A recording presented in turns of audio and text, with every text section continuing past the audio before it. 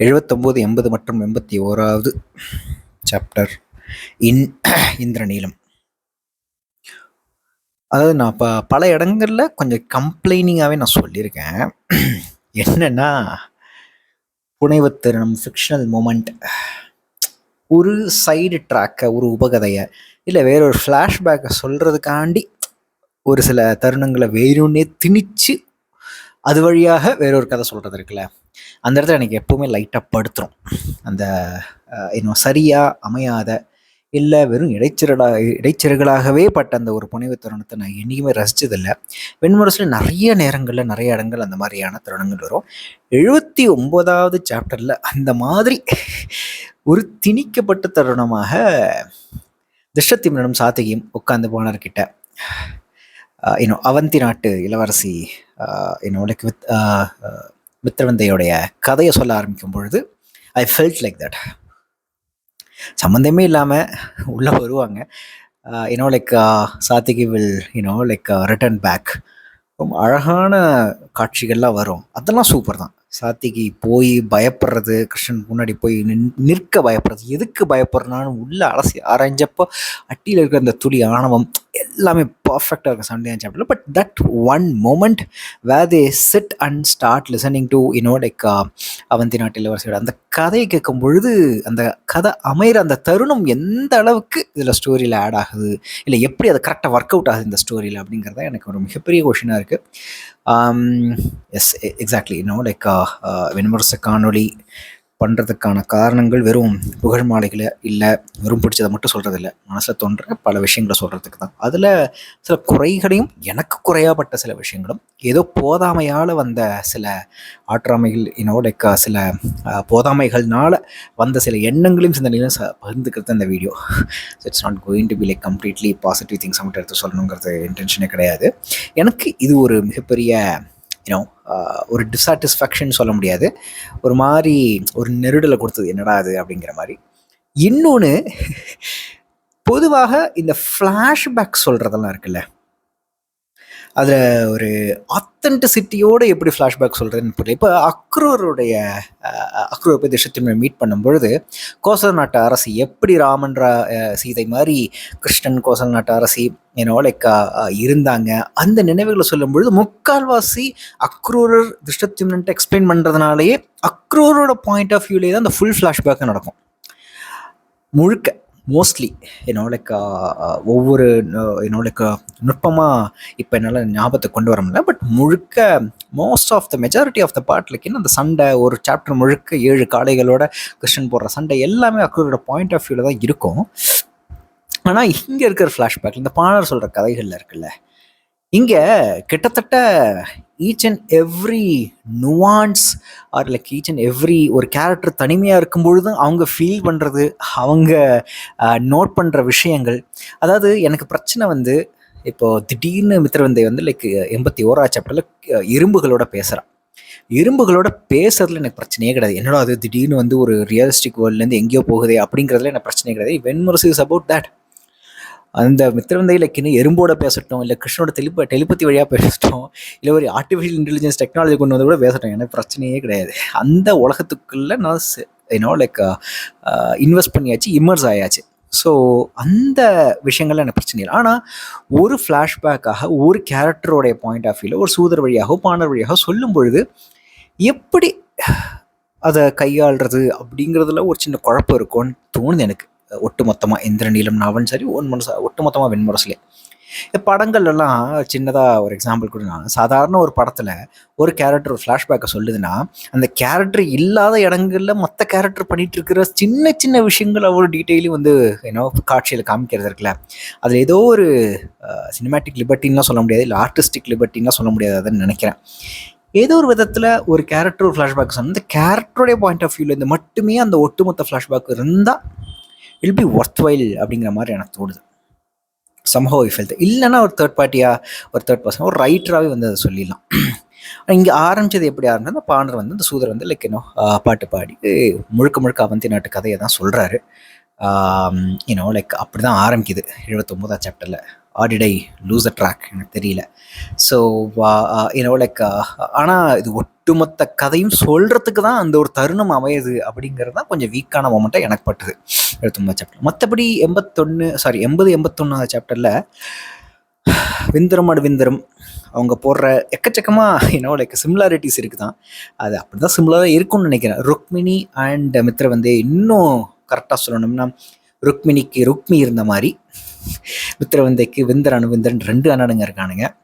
So தமையர்களால் கட்டுப்படுத்தப்பட்ட, அதுவும் கிருஷ்ணனுக்கு எதிராக எண்ணங்கள் கொண்ட, சிந்தனைகள் கொண்ட, சூழ்ச்சிகள் செய்கிற தங்களோட தங்கைகளை ஒரு அரண்மனைக்குள்ளே, மாளிகைக்குள்ளே கட்டி வச்சு சிறைப்படுத்த ஒரு லைக் தமையர்களாக தான் ருக்மி இருக்கான். இந்த பக்கம் விந்தரும் இருக்காங்க. அது விந்தர் வந்து இன்னும் எக்ஸ்ட்ரீமாக லைக் இந்த டாக் டூத், அதுக்கப்புறம் ட்ரூமேன் ஷோ மாதிரி சில படங்கள்லாம் எனக்கு நினைவு வந்தது.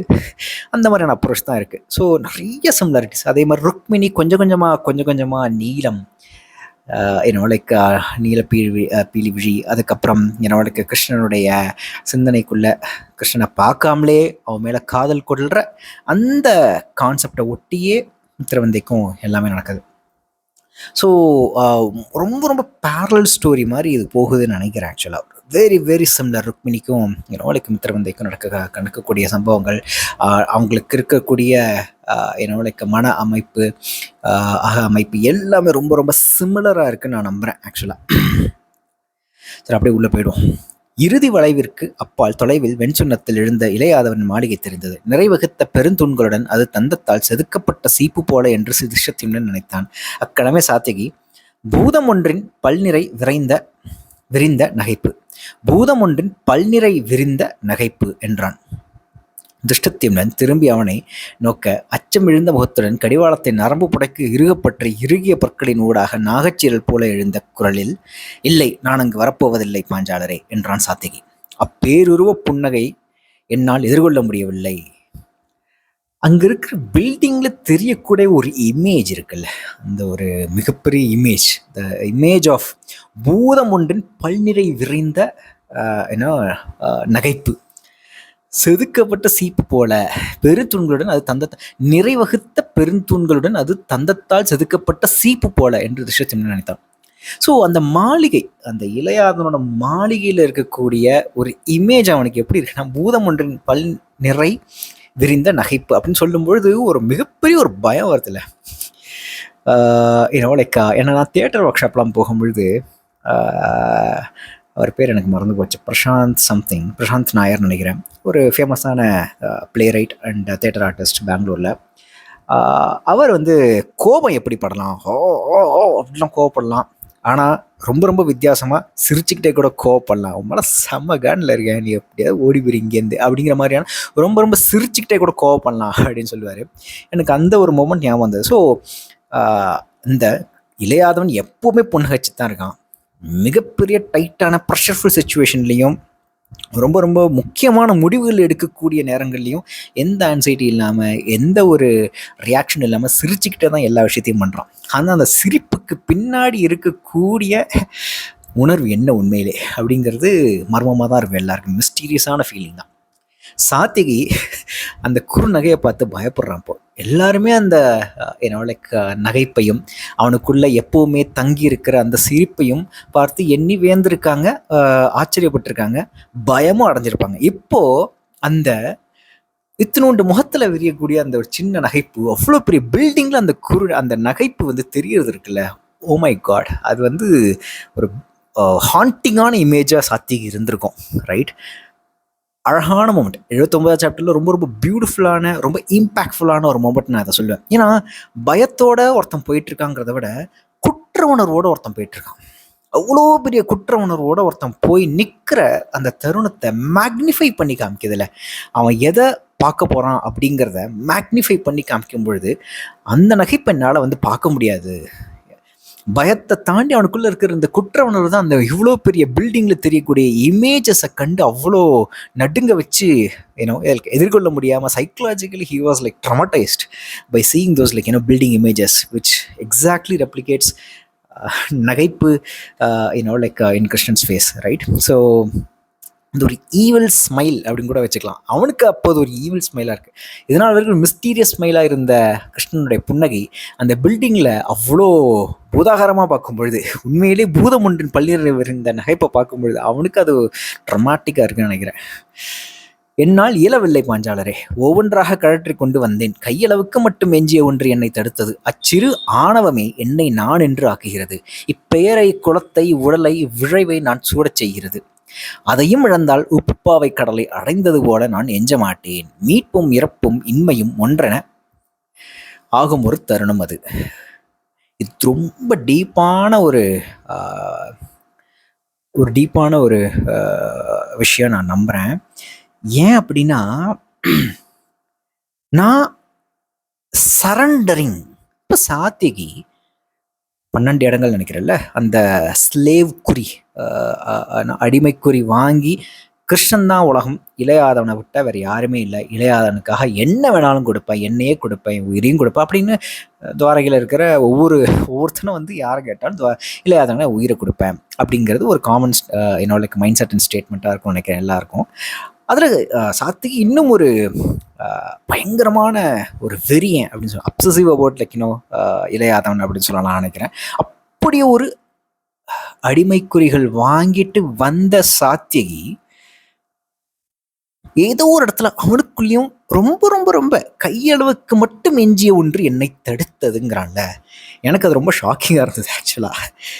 எப்படி அச்சிறு ஆணவமே என்னை நான் என்று ஆக்குகிறது. இங்கேருந்து வந்தது இந்த ஆணவம்? அது இளையாதவனுக்கு முன்னாடி எப்படி ஒரு சாதிக ஆணவம் வந்தது? ஆணவங்கிறது தான் என்கிற நினைப்பு, ரைட்? ஒரு ஆர்ட்டில் மூழ்கிற ஒருத்தன் அதுக்கு முன்னாடி நிராயுதபாணியா நிர்வாணமா எவ்வித தான் என்கிற உணர்வும் அற்று அந்த ஆர்ட்டில் மூழ்கும் பொழுது மட்டுமே அவனையும் கடந்து அவன் வேற எங்கேயோ போகிறான். ஸோ அந்த நானை இழந்துட்டு த ஐ, he is losing his eye and then he is transporting to art, he is going to some other mind state, வேற ஒரு தளத்துக்கு போகிறான்ல. இது ஒரு ஆர்டிஸ்ட்டுக்கு சாத்தியம். இப்போ ஆர்ட்டுங்கிறத ரீப்ளேஸ் பண்ணி ஒரு எக்ஸ்ட்ரானரி ஹியூமனை போடுவோம். இவன் தான் ஐம் டோட்டலி அகேன்ஸ்ட் இட். நான் எந்த ஒரு எக்ஸ்ட்ரானரி ஹியூமனுக்குமே அப்படி ஒரு சரண்டரிங் மென்டாலிட்டி கொடுத்துடக்கூடாது, ஒரு ஆர்ட்டு கொடுக்கலாங்கிறது தான் என்னுடைய பாயிண்ட்டு. பட் நான் சொல்ல வரதுன்னா, இங்கே சாத்திக்கு இந்த extraordinary human, god like human இருக்கான் இல்லையா, அப்போ அவனுக்கு சரண்டர் ஆகணும்னு வந்த சாத்தியக்கு எஞ்சிருக்கு அந்த ஒரு சின்ன ஆணவம், நான் என்கிற நினைப்பு. பெயரை, குலத்தை, உடலை, விழைவை நான் சூட செய்கிறது. அந்த நான் வந்து அவனை வந்து இத்தனையும் கொண்டு வர செய்யுது. இது இல்லாமல் என்னால் இந்த நான் இல்லாமல் இருக்க முடியாது. மீட்பும் இறப்பும் இன்மையும் ஒன்றனாகும் ஒரு தருணம் அது. இந்த லைனை புரிஞ்சுக்கணும்னா இன்னும் நிறைய யோசிக்கணும்னு நினைக்கிறேன். I'm still thinking about this line. மீட்பும் இறப்பும் இன்மையும் ஒன்றனாகும் ஒரு தருணம் அது. ஸோ இதுலேருந்து மீள்றதுக்கான அவனுக்கு ஒரு சான்ஸே இல்லை நினைக்கிறேன். மீட்பும் இறப்பும் கிட்டத்தட்ட ஒன்று அப்படிங்கிற மாதிரியான ஒரு ஃபீலிங் தான் அவனுக்கு இருக்குன்னு நினைக்கிறேன். ரொம்ப ரொம்ப ரொம்ப ப்ரொஃபவுண்டான, ரொம்ப டீப்பான, ஆழமான ஒரு சிந்தனை எனக்கு தோணுது. இது மனித மனத்துக்குள்ளே இவ்வளோ ஆழமான ஒரு இடத்துக்குள்ளே போகிறதுக்கு இது ஒரு அழகான ஒரு இடம். இதுக்கப்புறம் தான் சம்ஹவ் ஐ ஃபீல் லைக் திடீர்னு பாணர் வருவார், மித்திரவந்தியோட கதை சொல்லுவார். அது போகட்டும், ஒன்றும் பிரச்சனை இல்லை. அக்கணத்து உணர்வெழுச்சியை என்னால் புரிந்து கொள்ள முடிகிறது யாதவரே. ஆனால் அது ஒரு கணம்தான். தீயவை செய்வதற்கு முன் கடக்க வேண்டிய ஒரு கணம் உண்டு என்று ஒருமுறை என் ஆசிரியர் சொன்னார் அப்படின்னு சொல்லிட்டு திருஷ்டித்யும்னன் சொல்றான். பின்பொரு நாள் துரோணரின் அச்சொற்களை எண்ணிக்கொண்டிருந்த போதே நான் அறிந்தேன், நல்லவை ஆற்றுவதற்கும் அதே ஒரு கணத்தடையே உள்ளது என்றான் திருஷ்டித்யும்னன். அதே அடியிலா அகழி 108 பாதாள தெய்வங்கள் அங்கும் எழுந்து வருகின்றன. அச்சமென, ஐயமென, விழைவென, ஆணவமென உருகாட்டுகின்றன. அக்கணத்தை கடந்து நாம் உரியவற்றை, இன்றியமையாதவற்றை, மேன்மையானவற்றை, முழுமையை அடைய முடியும். ஒரு கணம்தான் யாதவரே, என் கைப்பற்றிக் கொள்ளுங்கள். அவ்வகழியை இணைந்தே கடந்து செல்வோம். இத்தருணத்தில் அதை கடக்காவிடில் பிறகு ஒருபோதும் அது நிகழாமல் ஆகிவிடும். ஒரு கணம் விரிந்து ஒரு பிறவி என்றாகலாம், 7 பிறவி என எழலாம், முடிவிலி கூட ஆகலாம். பியூட்டிஃபுல்லான ஒரு என்னோட தருணத்தை இல்லை டயலாகை இந்த இடத்துல போட்டிருக்காரு ஜே. ஹவு ட்ரூ இட் இஸ்ங்கிறத விட ஒரு யூனிவர்சல் ட்ரூத் மாதிரி எனக்கு இது பட்டுது. ஒரு மூமெண்ட் இலக்கியம் பேசக்கூடியதே இந்த மாதிரி ஒற்றை தருணங்களை தான். இந்த மாதிரி ஒற்றை தருணங்களை தொகுத்து தொகுத்து பேசக்கூடியதா இலக்கியம் என்னைய பொறுத்த வரைக்கும். அந்த ஒரு மொமெண்ட்டை பற்றி தசரத்தின் ரொம்ப ரொம்ப சூப்பராக துரோணர் சொன்னதாக சொல்கிறான்ல, தீயவை செய்வதற்கு முன் கடக்க வேண்டிய ஒரு கணம் உண்டு. நமக்கு முன்னாடி இருக்கக்கூடிய தெய்வங்கள், அறங்கள், நீதிகள், நியாயங்கள் எல்லாத்தையும் கடந்து நாம் ஒரு தீய விஷயத்த செய்கிறோம்.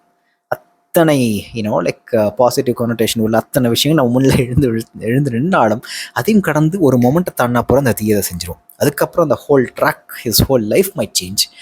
அதே மாதிரி லைக் நல்லது செய்கிறதுக்கும் அந்த அச்சம், ஐயம், விழைவு, ஆணவம் எல்லாம் எழுந்து நிற்குது.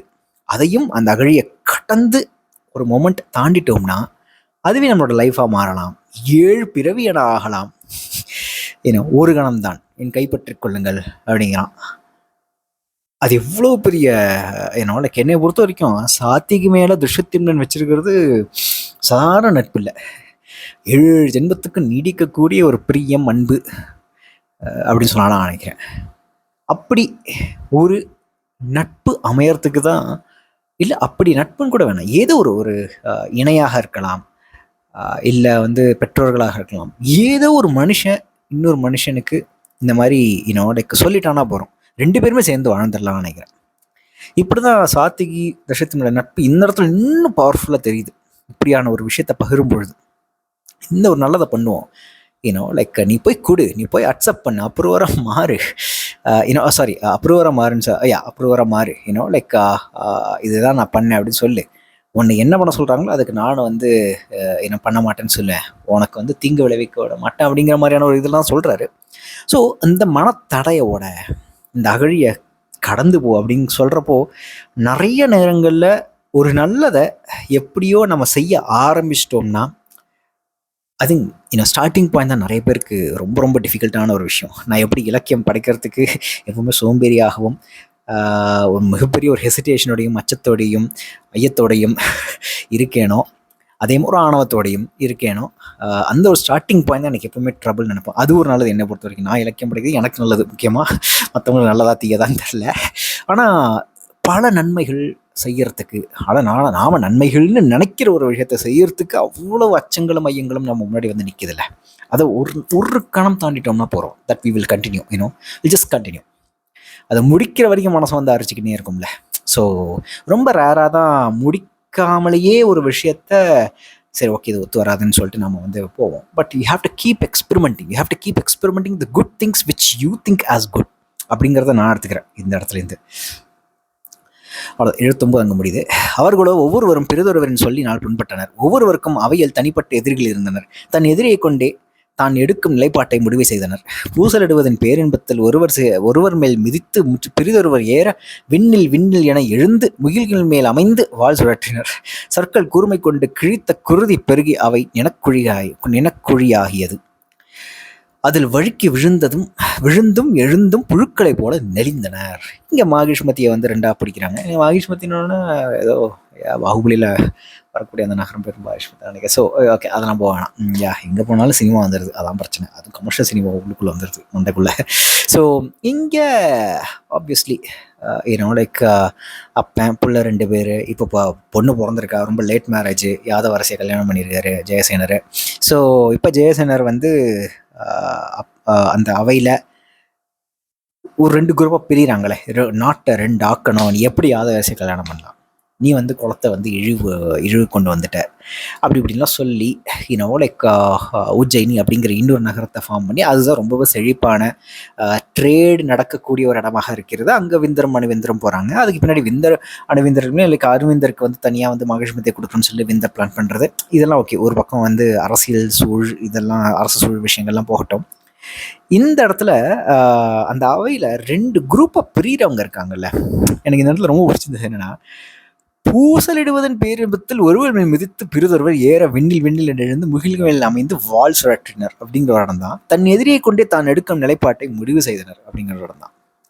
இது 2மும் எனக்கு ரொம்ப பிடிச்சது. ஏன்னா நிறைய நேரங்களில் 2 குரூப்பில் இருக்கிறவங்க முக்கியமான விஷயத்த விட்டுட்டு வெறும் அந்த வன்மத்துக்காகவும் பகைமைக்காகவுமே சைடு எடுத்து பேசுறது இருக்குல்ல, அந்த மாதிரி சைடு எடுத்து பேசக்கூடிய ஆட்களுக்கு அது மட்டும்தான் லைவ்லியான விஷயங்கள். முழுக்க முழுக்க வாழ்க்கை முழுக்க வன்மத்தாலே பகைமையாலே மட்டுமே மனசை நிறைச்சிக்கிட்டு அது வழியாக மட்டுமே வாழக்கூடிய மக்கள் இங்கே இருக்கிறவங்க அப்படிங்கிறது என்னுடைய பாயிண்ட் ஆஃப் வியூ.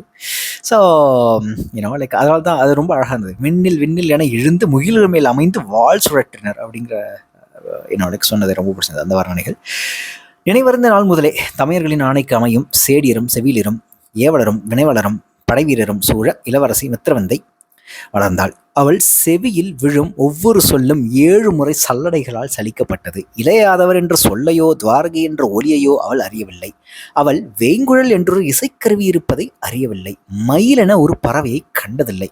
அவள் விழிகளில் நீலம் என்னும் நிறம் தெரிந்ததே இல்லை. ஆழியும் சங்கும் அங்குள்ள பிறர் சித்தத்திலிருந்தும் மறைந்தன. அதான் லைக் முழுக்க முழுக்க பிறந்ததுலேருந்து விந்திரம் மணிவிந்திரம் மித்திரவந்தை இப்படி வளர்க்குறாங்கல்ல. இது படிக்கிறப்ப தான் எனக்கு I just noted it only for like அந்த ஃபிலிம் ரெஃபரன்ஸ்க்காக தான். ஒரு ட்ரூமன் ஷோ ஆகட்டும், இல்லை டாக்டர் ஆகட்டும், வெளி உலகமே தெரியாமல் முக்கியமாக சில விஷயங்களை ஃபில்டர் பண்ணி ருக்மிணி கேஸ்லேயாவது ஒரு கட்டம் வரைக்கும் அவள் வரதாலே சுற்றிக்கிட்டு இருந்தா. ஒரு கட்டத்துக்கு மேலே தான் அவளை கிட்டத்தட்ட ஹவுஸ் அரெஸ்ட் பண்ணுறான், இல்லை மாளிகை அரெஸ்ட் பண்ணுறான் லைக் ருக்மி. ஆனால் இங்கே பிறந்ததுலேருந்தே ஒரு பொய்யான உலகம் சொல்ல முடியாது, ஒரு ஹாஃப் பேக்டு உலகத்தில் வாழ்றா இல்லை மித்திரவந்தை. ஆனால் அங்கே ருக்மிணிக்கு எடுத்துக்கொண்ட அந்த சாப்டர்ஸ் இருக்குல்ல, தட் இஸ் எவ்வளவோ சாப்டர்ஸ். ருக்மிணியோடைய ஸ்பெஷாலிட்டின்னு சொல்ல முடியாது, ருக்மிணியோடைய குணாதிசயங்கள் பல, அவளுடைய மெய்மறக்கிற தருணங்கள் பல எடுத்து சொல்லி, even before the like Krishnan's மாயை கம்மிங் இன் டு ஹர், அவளுடைய மெய்மறக்கும் தருணங்களை இந்த வரதா மேலே அவள் வச்சிருக்கிற மிகப்பெரிய அன்பு, ஒரு அப்சஷன் இதெல்லாத்தையும் சொல்லிட்டு சொல்கிறேன். இங்கே ஆப்வியஸ்லி கிட்டத்தட்ட பேரல் ட்ராக் மாதிரி தான், கிட்டத்தட்ட ஒரு வெரி வெரி சிமிலர் ட்ராக்காக தான் இங்கேயும் நடக்குது. ஆனால் டக்குன்னு போகுது மித்திரவந்தியை சொல்கிற கதையில். எனக்கு என்னென்னா லைக் ஒவ்வொரு அரசியை பற்றி அப்போ இதை மாதிரி சொல்லியிருக்கலாம்ல, ஆனால் அப்படி சொல்லப்படலை. ஜாம்பவதியை பற்றி பெருசாக சொல்லப்படலை. அதுக்கப்புறம் இன்னொருத்தி இருந்தாலே மறந்துடுச்சு. சரி, ஓகே. ஸோ நிறைய அரசிகளை பற்றி ரொம்ப லைக் ரொம்ப விளக்கமாலாம் சொல்லப்படலை. ஆனால் சில அரசிகளை மட்டும் தேர்ந்தெடுத்து, சில மனைவிகளை மட்டும் தேர்ந்தெடுத்து அதை ரொம்ப எக்ஸ்டெண்டடாக சொல்லிட்டு போகிறார் ஜே. அதுக்கான காரணம் என்னன்னு எனக்கு தெரியல. மேபி அதுக்கான காரணத்தை ரொம்ப போட்டு குழப்பிக்கலாம் தேவையில்லைன்னு நான் நினைக்கிறேன். ஆழியும் சங்கமங்களும் ஓகே. குடிகள் பொருள் விரும்பியும் குளம் நாடும் சூழல் விரும்பியும் ஒவ்வொரு நாளும் என உஜ்ஜயினிக்கு சென்று கொண்டிருந்தனர். நாடு 2 ஆயிடுச்சு. சரி, ஓகே. இந்த பக்கம் மாகிஷ்மதி, இந்த பக்கம் உஜ்ஜயினி, இந்த பக்கம் ஜெயசேனர் கிட்டத்தட்ட மதுவிலேயே கிடக்கிறாரு. மதுவில் விழுந்த ஈயை போல லைக் ஒரு ஈயா மாறிட்டார் கிட்டத்தட்ட. ஸோ அவரோட உலகத்தில் இருக்கார். ஒரு ஃப்ரஸ்ட்ரேஷன், டிப்ரெஷனில் அவர் ஃபுல்லாகவே இருக்கார். எனக்கு இந்த லைன் படிக்கும் பொழுது, குடிகள் பொருள் விரும்பியும் குளம் நாடும் சூழல் விரும்பியும் ஒவ்வொரு நாளும் என உஜ்ஜயினிக்கு சென்று கொண்டிருந்தனர். எல்லா காலகட்டத்திலையுமே இந்த ஒரு ப்ராக்டிக்கல் பாயிண்ட் ஆஃப் வியூவும் வெண்முரசு அடிக்கடி வந்துக்கிட்டே போகும், எப்பவுமே வந்துட்டு போகும். ஒரு சமூகம்னு சொல்லும் பொழுது அங்கே இருக்கிற மக்களுக்கு ட்ரேடு முக்கியம், பிஸ்னஸ் முக்கியம், அவங்களுடைய வாழ்வாதாரம் முக்கியம். இந்த பாயிண்ட்டும் எல்லா கதைக்குள்ளேயும் அங்கங்கே தொட்டு காட்டப்பட்டுக்கிட்டே இருக்குல்ல. இப்போ இந்த இடத்துல குடிகள், ஏன்னா நம்ம சொன்ன மாதிரி உஜ்ஜயினி தான் ரொம்ப ரொம்ப favourable to like அக்யூர் like all the wealth. அப்படிங்கிறப்ப அங்கே தான் பீப்புள் மைக்ரேட் ஆகிறாங்க. அப்படி மைக்ரேட் ஆகும்பொழுது எனக்கு என்ன தோணுச்சுன்னா, பக்கத்து நாடுகள், முன்னாடி ஒன்றா இருந்த நாடுகள் இப்போ பக்கத்தில் மாறுறத ஒரு மைக்ரேஷனை, ஒரு ஈஸ்ட் வெஸ்ட் ஜெர்மனி என்னோட காலகட்டத்துக்கு என்ன கொண்டு போச்சு அந்த ஒரு ரிமைண்டர் வந்தது. நான் ஜெர்மனி போயிருந்தப்போ அந்த சுவரை பார்த்தேன். லைக் ஈஸ்ட் வெஸ்ட் பர்லினுக்கு லைக் செப்பரேட் பண்ணுறதுக்காக இருக்கிற அந்த சுவரை பார்த்தேன். ஞாபகமாக இன்னும் வச்சுருக்காங்க. அது டக்குன்னு இது படிக்கிறப்ப எனக்கு அதான் தான் ஞாபகம் வந்தது. அக்கணம் அவளில் எழுந்தது அவள் செய்தேயாக வேண்டிய பணி. இளவரசின் 2 கைகளையும் இறுகு பற்றி அள்ளி தூக்கி தன் நெஞ்சோடு அணைத்து வெள்ளைச்சங்கு மலர் போன்ற செவி மடலில் வாய் வைத்து, அவன் பெயர் கிருஷ்ணன், கண்ணீருக்கு அவன் கண்ணன், இப்புவிக்கு ஆழி வெண்சங்குடன் அமர்ந்த அரசன், அன்றார்ந்த நீரன், பீலி விழி பூத்த குழலன், அவன் இதழ் மலர்ந்த இசையே நீ கேட்டாய். இப்புவியை உருக்கி வெண்ணிலா வெள்ளமாக ஆக்கும் அவ்விசையை பாடாத சூதர் இங்கில்லை. அன்னையே, நீ அவனுக்குரியவள் என்றாள். அதை சொன்னோமோ எண்ணினோமோ, பிரிதொருக்குள் அருகே நின்று அதை கூவ கேட்டோமோ என மயங்கினாள். ஸோ மித்திரவந்தை ஆப்வியஸ்லி திடீர்னு ஒரு மேஜிக்கல் மூமெண்ட் அங்கே ஏதோ குளிச்சுட்டு வர்றப்போ ஒரு இசையை கேட்குறா, குழல் இசையை கேட்குறா. அங்கேருந்து அவளோட பைத்தியக்காரத்தனம் கோட்டித்தனம் ஆரம்பிக்குது. ஸோ அங்கேருந்து அவளுடைய like the madness starts there for மித்திரவந்தை.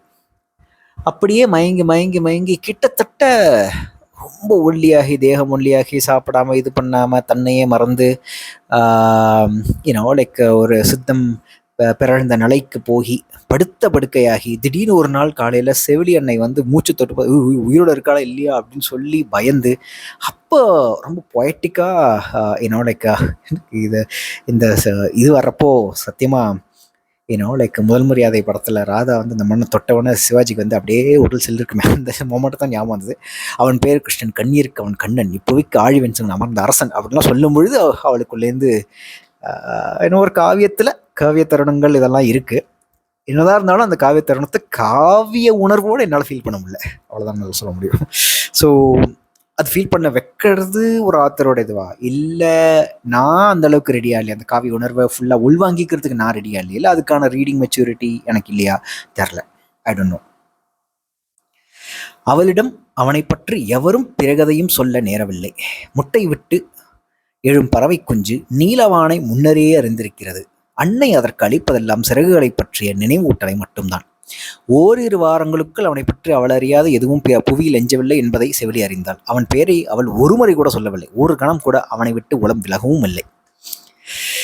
So இந்த இடத்துல எனக்கு இந்த அனாலஜிஸை பற்றின ஒரு பொதுவான சில எண்ணங்கள் வந்துட்டு போச்சு, அதை மட்டும் ஷேர் பண்ணலாம் நினைக்கிறேன். முக்கியமாக முட்டை விட்டு எழும் பறவை குஞ்சு நீலவானை முன்னரே அறிந்திருக்கிறது அப்படிங்கிறத இங்கே ருக்மிணிக்கு இதை பொருத்தி பார்க்கலாம். ருக்மிணி ஆகட்டும், மித்திரவந்தை ஆகட்டும், ரெண்டு பேருமே பார்க்காம கிருஷ்ணன் யார், அவனை பற்றி எல்லா விஷயங்களும் தெரிந்த மாதிரி அவங்களுக்கு ஆதரவு. கிட்டத்தட்ட 2 வாரத்துக்குள்ள கிருஷ்ணனை பற்றின அத்தனையும் தெரிஞ்சிருக்கிறா மித்திரவந்தை. ஒரு ரொம்ப இது அழகான ஒரு காவிய தருணம். இந்த இடத்துல லைக் இந்த முட்டை விட்டு எழும் பறவை கொஞ்சம் நீலவானை முன்னரே அறிந்திருக்கிறது அப்படிங்கிறது ஒரு ஒரு ஒரு கம்பேரிசன், கரெக்டாக ஒரு அனலாஜியா இல்லை மெட்டஃபர் கிடையாது, பட் இட்ஸ் ஒரு அழகான ஒரு comparison to explain Mitravinda's mind set அப்படின்னு சொல்லலாம். ப்ரோஸில் இருக்கக்கூடிய இந்த கம்பேரிசன் அனலாஜிஸ் மெட்டஃபருக்கும் பொயட்ரியில் இருக்கக்கூடிய அனலாஜிஸ் அண்ட் மெட்டஃபருக்கும் மிகப்பெரிய ஒரு டிஃப்ரென்ஸ் இருக்காதான் நான் பார்க்குறேன். பொயட்ரியில் இருக்கக்கூடிய மெட்டஃபர் அண்ட் அனலாஜிஸ்லாம் ஒரு மிகப்பெரிய ஒரு அந்த மொமெண்ட்டில் அப்படின்னு சொல்லிட்டு ஒரு மிகப்பெரிய ஒரு சாட்டிஸ்ஃபேக்ஷன் கொடுக்கும். ஒரு பொயட்டிக் எக்ஸாஜரேஷன்னாலே வரக்கூடிய அனலாஜிஸ் மெட்டஃபர் அப்படிங்கிறதுனாலே உள்ளத்தை வேற ஒரு இடத்துக்கு கொண்டு போகும். அதுக்கு நாம ரெடியாக இருக்கும். ஆனால் ப்ரோஸில் வரக்கூடிய அனலாஜிஸ் அண்ட் லைக் இந்த மெட்டஃபர்ஸ் எல்லாமே ரொம்ப கச்சிதமாக பொருந்துருச்சுன்னா போதும், அது ஒரு சாட்டிஸ்ஃபேக்ஷன் கொடுக்கும். அப்படியே உச்சத்துக்கு தூக்கிட்டு கொண்டு ஒரு சூப்பர் அப்படிங்கிற மாதிரியான ஒரு சின்ன மகிழ்ச்சியை கொடுத்து அடுத்த லைக் லைனுக்கு நம்ம எடுத்துகிட்டு போவோம். சில நேரங்களில் ப்ரோஸில் பொயட்ரியில் யூஸ் பண்ணக்கூடிய அனாலஜிஸ் அண்ட் மெட்டஃபர் வரும்பொழுது ஒரு நிமிஷம் வாவ் அப்படின்னு நம்ம சொல்லிடுவோம். எனக்கு அந்த மாதிரி ப்ரோஸே ஒரு பொயட்ரி மாதிரி எழுதப்பட்ட ஒரு நாவல்னா கன்னி தான். அதில் அவ்வளோ அனலாஜிஸு, மெட்டஃபர்ஸு, இல்லை லைக் சிமிலிஸ், இந்த மாதிரியான விஷயங்கள், இலக்கிய டேர்ம்ஸ்லாம் விட்டுருவோம். ஒட்டுமொத்த எழுத்துமே பொயட்டிக் எக்ஸாஜரேஷனோட, பொயட்டிக் லாங்குவேஜோட இருக்குன்னா அந்த ப்ரோஸை வந்து எவ்வளோ விரும்பி படிக்கலாம், ரைட்?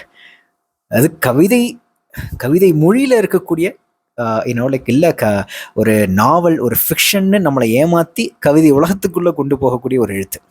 அந்த மாதிரி ரொம்ப சில தருணங்கள் வெண்முரசில் சில தருணங்கள் நிறைய இடங்கள் வந்துட்டு போகும். எனக்கு இந்த லைன் ரொம்ப பிடிச்சது, ஏனே தெரியல. நீலவானை முன்னரே அறிந்திருக்கிறது, தட் இஸ் முட்டை விட்டு எழும் பறவை கொஞ்சம் நீலவானை முன்னரே அறிந்திருக்கிறது அப்படின்னு சொல்கிறது, இது ஒரு பொயட்டிக் லாங்குவேஜ், இல்லை பொயட்டிக் மெட்டஃபராக தான், இல்லை பொயட்டிக் லைக் ஓமையாக தான் நான் பார்க்குறேன். இந்த ஒரு கவிதைக்கு ஏற்ற ஒரு ஓமையை இந்த இடத்துல பொறுத்துனது ஒட்டுமொத்த மித்திரவந்தையோட ஒரு டிரான்ஸ்லேட்டே வந்து அழகாக எடுத்து சொன்ன மாதிரி எனக்கு பட்டது ஆக்சுவலாக. சரியா?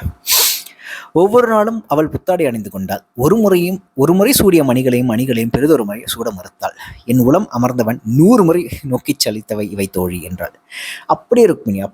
அதாவது ருக்மிணி வந்து ஒரு காலகட்டத்தில் அவன் வந்தானா வரலானா என்ன, அவனை நினச்சிட்டு இருக்கு இந்த லைஃப் போகிறோம் அப்படின்னு ரொம்ப சாட்டிஸ்ஃபைடாக ஒவ்வொரு நாளும் நிறைய சாப்பிட்டு நிறைய புது புது அணிகள் அணிஞ்சு நிறைய இசை கேட்டுக்கிட்டே இருப்பாள் லைக் ருக்மிணி, ரைட்?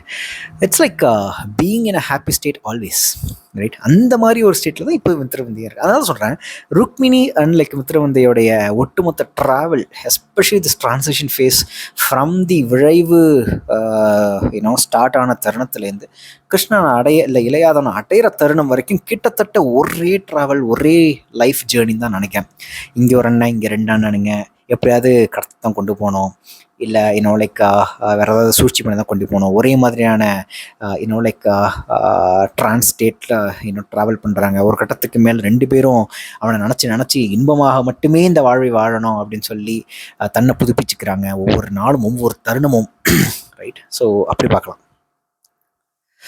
அரசுமுறை பயணமாக மாகிஷ்மதிக்கு சென்று கன்னிமாடத்தில் உறைந்த இளவரசியை கண்டு மீண்டு வந்த சுஜாதை, அரசை காற்று புகாது மூடிய செப்புக்குள் முல்லை முட்டு வெண்மலர் கொத்தாவது போன்ற விந்தை சொல்நுழையா இச்செரிப்புக்குள் கண்ணீர் காதலியராவது. இது ஒரு அழகான உண்மை எனப்பட்டது. காற்று புகாது மூடிய செப்புக்குள் முல்லை முட்டு வெண்மலர் கொத்தாவது போன்ற விந்தை சொல்நுழையா இச்செரிப்புக்குள் கண்ணீர் காதலியாவது. அப்பா சூப்பர். என்ன இளையாதவர் புன்னையுடன் திரும்பி தன் தோழர் ஸ்ரீமதரிடம், அவந்திக்கு நாளை புலரிக்குள் சென்று சேர வாய்ப்புள்ளதா ஸ்ரீ என்றார். எளியவர் செல்வது எண்ணி பார்க்கவே முடியாதது. அதுக்கப்புறம் ஒரு லைன் இருக்கும், அதை நான் நோட் பண்ணல, குறிப்பாக எடுக்கல. பட் மனம் இருந்தால் மாக்கு பந்து அப்படிங்கிற ஒரு கான்செப்டில் ஒன்று சொல்கிறார் ஸ்ரீதமர். ஸோ பேசிக்கலாக தூதை கடைசி நேரத்தில் அனுப்புகிறாங்க. So they are getting ready for மனத்தன்னேற்பு. அவிந்திரம் அணிவிந்திரம் 12 சத்திரிய நாடுகளுக்கு மட்டும் சொல்கிறாங்க. அதில் முக்கியமாக அஸ்தினபுரிக்கு மட்டும்தான் ரொம்ப ரொம்ப சீக்கிரம் சொல்லப்படுது. துரியோதனுக்காக மட்டுமே அந்த மனத்தன்னேற்பு நடக்குது. ஜராசந்தருக்கோ கீகசனுக்கோ இல்லை கிருஷ்ணனுக்கோ பீமனுக்கோ எல்லாருக்குமே லேட்டாக தான் இந்த மனத்தன்னேற்பு பற்றிய இன்ஃபர்மேஷன் போகுது. அப்படி தான் பிளான் பண்ணுறாங்க. அப்போ அக்ரூரை தெரிஞ்சுக்கிட்டு கிருஷ்ணன்கிட்ட சொல்லும் பொழுது, இவ்வளோ நாளாகுமே, எப்படி போகிறது அப்படிங்கிறப்போ அவர் அந்த டைலாக் இருக்குல்ல, அவந்திக்கு நாளை புரளிக்குள் சென்று சேர வாய்ப்புள்ளதா ஸ்ரீ. எளியவர் செல்வது எண்ணி பார்க்கவே முடியாது, ஆனால் நினச்சி போகணும்னு நினைக்கிறவங்க சென்றுடலாம் அப்படின்னு சொல்கிறாங்கல்ல. அது ஒரு அழகான ஒரு சின்ன ஒரு குறும்புண்ணிய வாசகருக்கு எழுப்பக்கூடிய ஒரு லைனாக இருந்தது. எனக்கு தெரிஞ்சு நல்லா இருந்தது ஆக்சுவலாக. ஸோ கால் முளைத்த கூலமணிகள் என மித்திரவிந்தை நகைத்தாள். பேரரசி ஒருத்திக்கு சீர்கொண்டு செல்லும் யானைகள் என எண்ணிக்கொண்டேன் அப்படின்றான். ஸோ திடீர்னு வேற ஒரு ஜானருக்கு ஷிஃப்ட் ஆகுது. இவ்வளோ நேரம் ஒரு பீரியட் ட்ராமா அப்படிங்கிற மாதிரியான ஒரு விஷயத்தில் திடீர்னு ஒரு மேஜிக்கல் ரியலிசம் மாதிரி எறும்போடு பேச ஆரம்பிச்சிட்டா. லைக் டக்குன்னு அந்த ஒரு ஷிஃப்ட் ஏன் நடக்குதுன்னு எனக்கு புரியல. அப்படி ஒரு ஷிஃப்ட் அவளை வெளி உலகத்தை, இப்போ அமிதை இருந்தா ருக்மிணியை பார்த்துக்கிறதுக்கு, அமிதையோட பாயிண்ட் ஆஃப் வியூல இருந்தால் ருக்மிணியோட அத்தனை பித்து தருணங்களையும் சொல்லியிருப்பார் ஜே. அப்போ அது இன்னும் லைக் படிக்கிறபுளாக இருக்குது அப்படின்னு சொல்லலாம். ஸோ இல்லை ரீடபுளாக இருக்குன்னு நான் சொல்ல மாட்டேன். பட் ஆனால் it's more like explaining the mindset of Rukmini through like third person point of view இருக்குல்ல. என்ன இருந்தாலும் அமிதை ஒரு கட்டத்தில் ருக்மிணியாக மாறி அந்த கடிதத்தை எழுதுறதை விட்டுருவோம், அந்த டிரான்ஸ்லேட்டுக்கு போயிட்டு அவருடைய மனநிலைக்கு போயிட்டு. பட் அந்த தருணம் வரைக்கும் ஒரு தேர்ட் பர்சன் தானே என்னதான் இருந்தாலும். ஸோ அந்த ஒரு பாயிண்ட் ஆஃப் வியூவில் சொல்கிறப்போ எடுபட்ட நிறைய விஷயங்கள் இங்கே திடீர்னு இரும்புக்கிட்ட பேசுகிறப்போ நான் பயந்துட்டேன், என்னடா அது அப்படின்ட்டு. சரி, ஓகே, அதுவும் ஈஸியாக நல்லா தான் இருக்குது. பட் கால்மலைத்த கூலமணிகள் அப்படின்னு நான் சொல்கிறதாகட்டும், பேரரசி ஒருத்திக்கு சீர்கொண்டு செல்லும் யானைகள் என எண்ணிக்கொண்டேன் அப்படின்னு சொல்கிறதாகட்டும், அது நல்லா இருந்தது. அந்த ஒரு அழகான ஒரு சின்ன ஒரு வண்ணதாசன் தனமான ஒரு ஊமை, வண்ணதாசன் சார் யூஸ் பண்ணக்கூடிய, அண்ணாச்சி யூஸ் பண்ணக்கூடிய ஒரு ஊமை மாதிரி எனக்கு தோணுச்சு ஆக்சுவலாக. சரி, ஓகே. நான் வெயிட் பண்ணதே சாத்தியகியை கோர்ட்டுக்கு கொண்டு போயிட்டு இளையாதவன் எப்படி அவனை விடுவிக்க போகிறான், இல்லை திருஷ்டத்யும்னன் என்னெல்லாம் பேசி உணர்ச்சிகரமாக பேசி இளையாதவன்கிட்ட சாத்தியகிக்கான ஒரு வைல்ட் கார்டை வாங்கி கொடுக்க போகிறான் அப்படிங்கிறத நான் எதிர்பார்த்துட்ருக்கேன். பட் ஆனால் இது எங்கேயோ போகுது. போட்டோம்.